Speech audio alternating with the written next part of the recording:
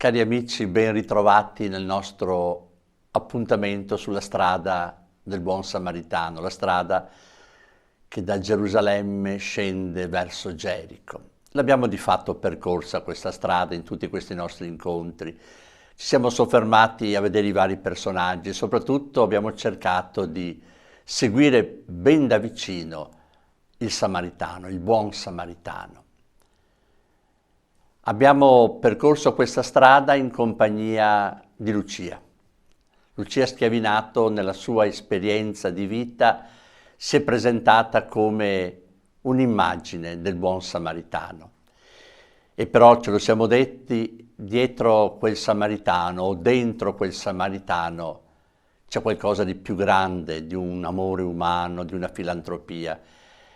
C'è la presenza stessa dell'amore di Dio. Quel buon samaritano è Gesù. Gesù è il buon samaritano. Quindi seguire quel samaritano non è tanto seguire Lucia, è seguire proprio Gesù. Lucia ci aiuta, ci ha aiutato in questo cammino. Siamo arrivati di fatto alla fine. Vorremmo dedicare questi ultimi 2 incontri a riflettere sul senso della cura, del farsi vicino, ma dentro un'esperienza particolare, quella proprio di Lucia, legata alla realtà dei piccoli rifugi.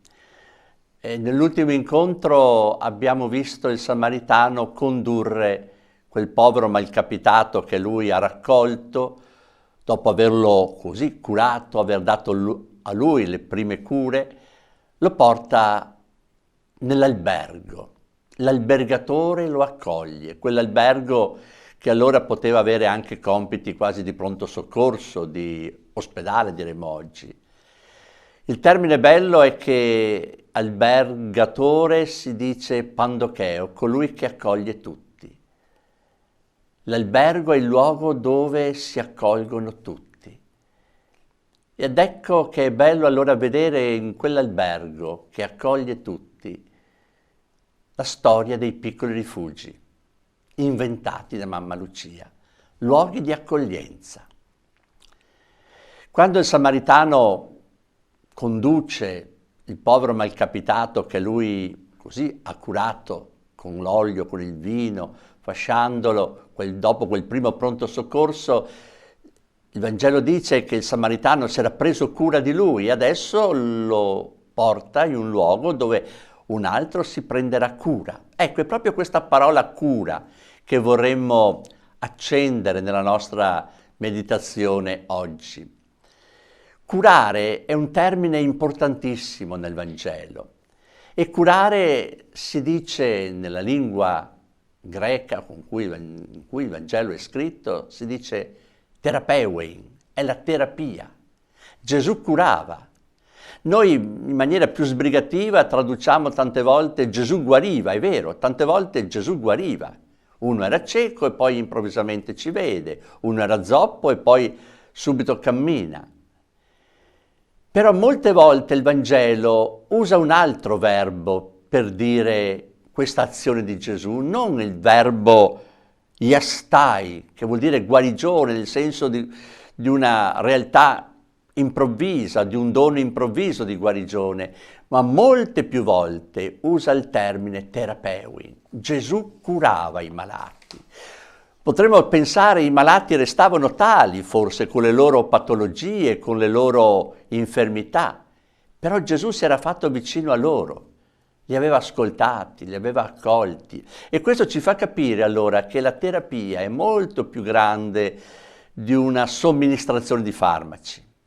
Terapia è tutto ciò che implica una relazione con la persona sofferente, con la persona ammalata.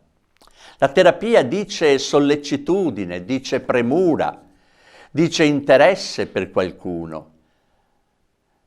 Nella pandemia, in questo tempo difficile che stiamo vivendo, chi era in ospedale, chi è in ospedale ha bisogno di una terapia adeguata, di farmaci adatti, eppure sentiamo e lo sappiamo, e chi ha vissuto questa esperienza ce lo dice, ciò che mancava tante volte non era il farmaco, non era la terapia, nel senso immediato dell'intervento medico. Si è avvertito forse tante volte la solitudine, la mancanza di una presenza familiare vicina. Certo, medici, infermieri hanno supplito a volte in maniera meravigliosa, e però quanta sofferenza era legata proprio alla mancanza di quel farmaco che è il familiare, l'amico, la persona cara che ti sta accanto. La terapia di cui tutti abbiamo bisogno è proprio questa relazione che viene incontro alle ferite più profonde della nostra vita. Uno non sta bene solo quando fisicamente non ha più i segni del Covid o di altre malattie. Uno sta bene quando sente che la sua vita è accolta dentro un grembo grande di amore, di attenzione, di fiducia. E allora mi sono chiesto, in quella locanda, in quell'albergo, che sono i piccoli rifugi, un po' sull'immagine della parabola, nei piccoli rifugi, quale terapia Mamma Lucia ha pensato per i suoi ospiti? Che cosa somministrare? Certamente farmaci se c'è bisogno di questa somministrazione, eppure sappiamo dall'esperienza che molti hanno incontrando i piccoli rifugi che il piccolo rifugio si caratterizza per un'ulteriore terapia più profonda, più attenta alle ferite profonde di una persona. Ecco, diciamo che il primo farmaco di questa terapia, anche se può apparire ovvio e scontato, è l'amore. Ma l'amore nel senso forte, quell'amore che è l'agape, nella lingua greca che Paolo usa. Paolo poteva utilizzare altri termini, ha scelto questo, perché l'agape è l'amore che si dona senza cercare contraccambio. È l'amore di Dio. Dio è amore, dice San Giovanni. Il Cardinal Martini, commentando l'amore, la compassione del Samaritano, diceva: quel Samaritano è mosso da compassione, è mosso da un amore profondo, è mosso da qualcuno, è mosso dall'amore di Dio. È questo amore che Lucia ci aiuta a scoprire. Certo, presente anche dentro i nostri poveri, fragili amori, ma qual è la sorgente del nostro amore? Qual è la sorgente di questa capacità di donarsi agli altri? È Dio stesso, ma non un Dio vago, un Dio generico. È il Dio che per agape, per amore, proprio perché è amore, si è fatto uno di noi. È sceso sulle strade della nostra vita. È sceso non solo come il buon samaritano, ma è sceso anche come colui che viene preso, pestato, mezzo ucciso dai briganti. Questo Dio per amore è sceso nella nostra vita. Questo Dio che per amore è sceso nella nostra vita è Gesù. Sottolineo questo perché quando si legge qualche lettera di Mamma Lucia, qualche suo testo, ci si può imbattere su questa confessione che lei fa a volte, soprattutto il suo padre spirituale. Non so, dice, se lei si è mai accorto che io non chiamo mai Gesù per nome. Non uso scrivere o pronunciare questo nome. È troppo bello, dice, è troppo intimo. Nell'intimità lo dico. Ma quando devo parlare di Gesù, io dico amore. E lo scrive con la A maiuscola. Per cui l'amore che Lucia vive, di cui Lucia parla, non è un generico vogliamoci bene, una filantropia, è Gesù stesso. E caratteristica di questo amore che è Dio, che si manifesta in Gesù, caratteristica di questo amore è l'accoglienza. Un'accoglienza che ha sempre caratterizzato la vita di Gesù, è un'accoglienza che ha caratterizzato la vita di Lucia, come poi vedremo ancora. È questa accoglienza che caratterizza la vita di tutti i santi.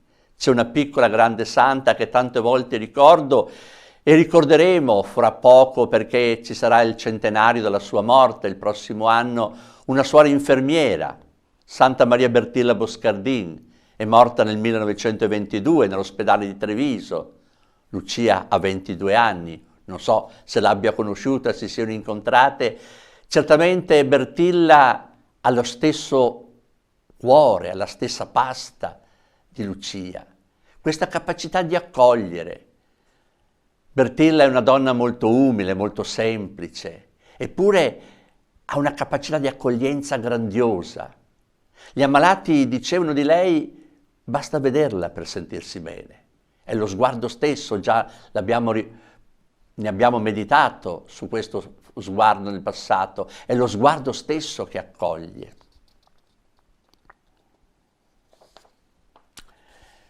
C'è un altro farmaco tipico del piccolo rifugio, certo è tipico anche di tante altre realtà, ma non può mancare nel piccolo rifugio. Questo farmaco si chiama spirito di famiglia. Chi vive il piccolo rifugio, i disabili, gli infermi, sono curati con amore, ma con un amore che si declina come spirito di famiglia. Infatti Lucia li chiama rifugi, non istituzioni grandi. Rifugio è un luogo caldo, è un luogo accogliente, dove si ritrova serenità, si respira il calore dell'accoglienza, della solidarietà. Pensiamo a un rifugio in montagna, hai camminato tanto, sei stanco, magari sei intirizzito dal freddo ed ecco trovi un rifugio e ti fermi e trovi un calore. Ecco, noi abbiamo bisogno di rifugi nella vita, soprattutto chi soffre, chi è ammalato, ha bisogno di questo rifugio, di questo spirito di famiglia, dove i rapporti sono semplici, immediati, e qui i piccoli si trovano bene, perché hanno bisogno di luoghi dove non sono dei numeri, ma sono delle persone. E questo rifugio, Lucia dice, è piccolo, è un piccolo rifugio. E questo piccolo ci offre lo spunto per individuare un altro farmaco. È il farmaco della semplicità, della piccolezza.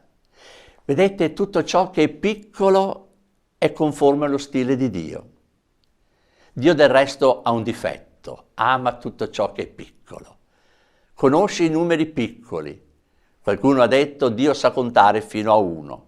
Perde una pecora, lascia il 99 per l'unica pecora perduta. Dio sa contare fino a 1. Dio ama ciò che è piccolo. Dio stesso si è fatto piccolo. Dio stesso si è fatto il bambino di Betlemme. Allora la piccolezza della comunità del piccolo rifugio dovrebbe, come dicevo prima, favorire l'attenzione a ciascuna persona, unica e irripetibile, aiutando quella persona a cogliere il dono unico che ognuno ha dentro di sé. Lucia diceva: ciascuno è chiamato a dare a Dio ciò che ha, ciascuno. Il rifugio non è mai un'opera grande, non è mai una istituzione perfetta, sofisticata, è chiamata invece ad essere sempre una piccola cosa. E poi potremmo, dentro questa farmacia del piccolo rifugio, individuare un quarto farmaco. E lo chiamerei, pensando all'esperienza di Lucia, fiducia nella provvidenza. Lucia ha creduto profondamente nella provvidenza. La provvidenza, diceva, è infallibile. Risponde all'appuntamento della fiducia sempre.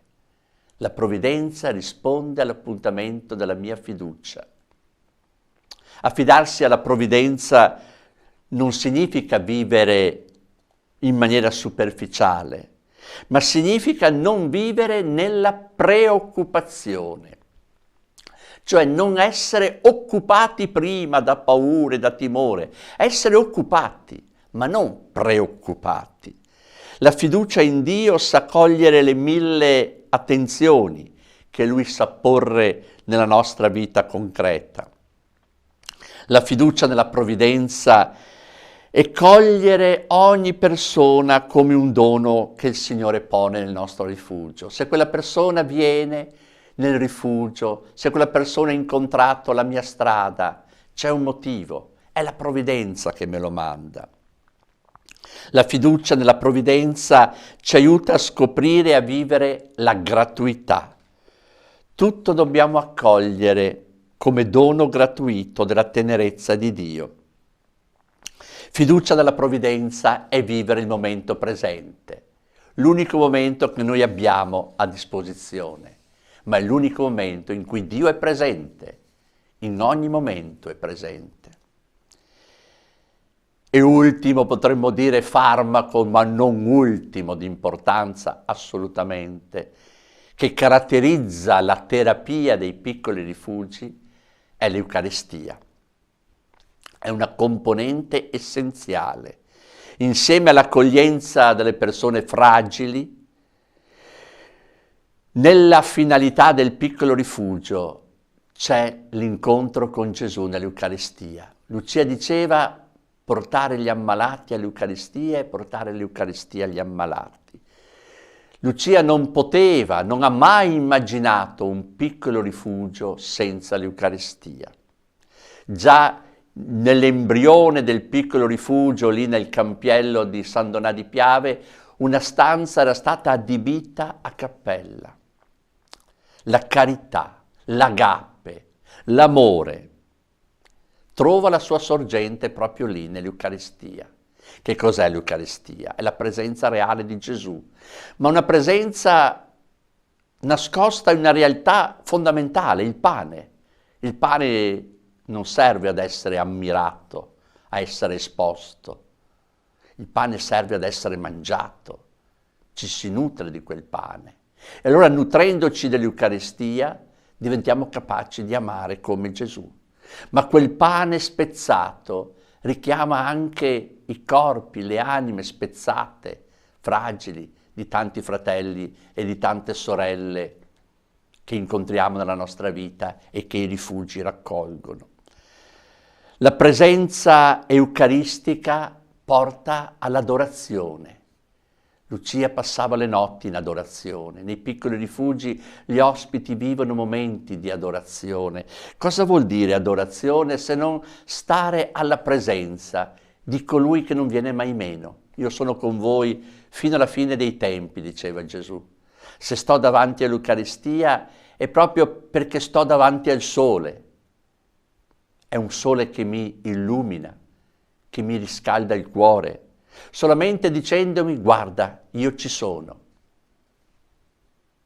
È una parola di fiducia questa, che è rivolta prima di tutto al malato, al sofferente. Guarda che io ci sono qui vicino a te. Ma è una parola rivolta anche all'operatore. Guarda che io ci sono io che ti aiuto ad avere più cuore nelle tue mani. La presenza eucaristica è silenziosa, appare quasi insignificante, ma allora ci aiuta a capire quanto valore immenso ha ogni esistenza, ogni vita, anche la più insignificante, anche quello che noi diciamo poi, ma è proprio vita quella? È presenza eucaristica. L'Eucaristia ci dà allora la lettura della sofferenza umana, ci apre le porte alla speranza. Ci dice che Dio si fa piccolo, impotente, umanamente incapace, verrebbe da dire, perché così si fa nostro compagno, condivide la nostra stessa vita, senza darci facili risposte. L'Eucaristia ci dà uno stile di vita. Nei giorni scorsi, nella cappella laterale del Duomo di San Donà di Piave, il padre Rupnik ha realizzato un grande mosaico, un mosaico eucaristico. È la cappella dell'adorazione eucaristica per la parrocchia di San Donà, della celebrazione eucaristica durante la settimana. E il padre Rupnik, tra le varie presenze che ha posto lì, in quel mosaico, ha posto la presenza di Mamma Lucia. Un volto giovane di Lucia, vicino a un vescovo, il suo vescovo, Monsignor Andrea Giacinto Longhin. Lucia è la donna che a San Donà di Piave ha in qualche modo svelato il segreto dell'Eucaristia. Se ti nutri del Signore, se stai davanti a Lui, diventi capace di stare accanto alle persone che soffrono. Grazie di questo nostro incontro, di averlo seguito. Ci rivedremo prossimamente per completare un po' questo sguardo più profondo su quella realtà del piccolo rifugio che richiama la via di Gerico, ma richiama in un modo unico e particolare quello stile che Gesù, il buon samaritano, e Lucia hanno vissuto accanto ai nostri ammalati, alle persone disabili.